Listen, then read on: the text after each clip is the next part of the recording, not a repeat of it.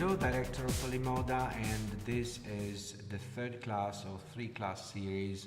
We talked before about the society, the chaos. So the first lecture was about fashion is a beautiful chaos. And then the second was about the three-dimensional business model. This third class will be about branding the subconscious, about tuning, finding the right tuning between brand and client. And this can be reached through the archetype.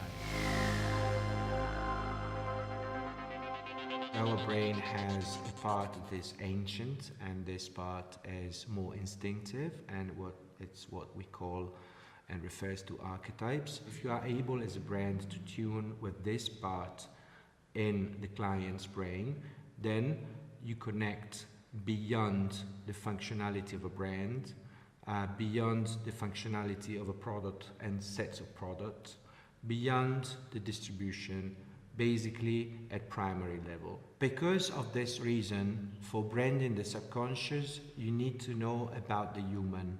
It's not about economics, it's knowing about how humans express themselves.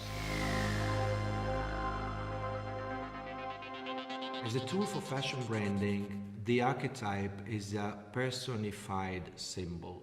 So it's a figure, it's a person, it's a persona, and it's a personality. So both the brand and the client have one.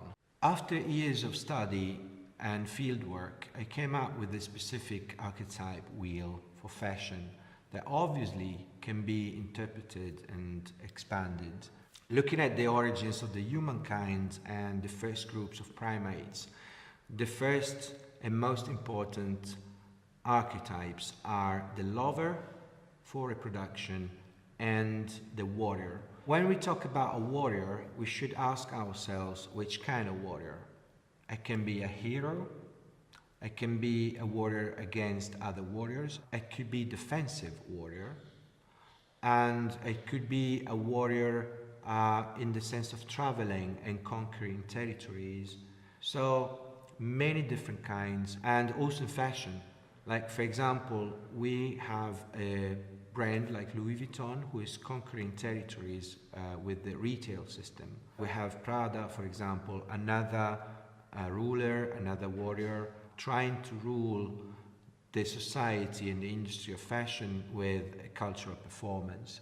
So in this case, you see two warriors, two rulers, in very different ways. So this is very important because this defines the space the brand has in the mind of consumers. If your consumer is a certain kind of warrior, you can't be another kind of warrior. You must be exactly that one. In conclusion, branding the subconscious as a method is much more intricate and complex than what I explained now, for sure.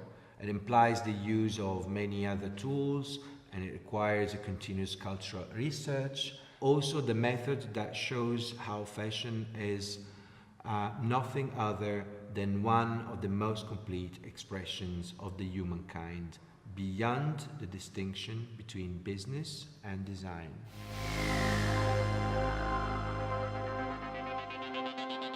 Where is the main difference between traditional marketing and branding, especially branding the subconscious? Well, traditional marketing is using targeting and segmentation. Segmentation is about splitting a given market according to certain parameters.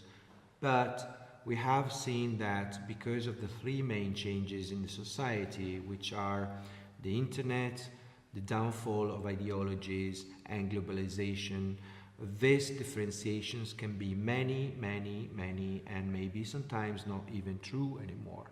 So it becomes ineffective, and it tends to divide up to the point that your target market is that small. While branding the subconscious is aiming to reach clients directly, never mind if a client is coming from Australia, maybe male, maybe with a certain income, or maybe exactly the opposite, Central America, rich lady. It doesn't matter. They are very different in terms of traditional marketing, but they have the same archetype. So in the end, where is the difference? Marketing is tending to divide people, but in such a diverse world, I think better to unite people, and this is what branding the subconscious is doing.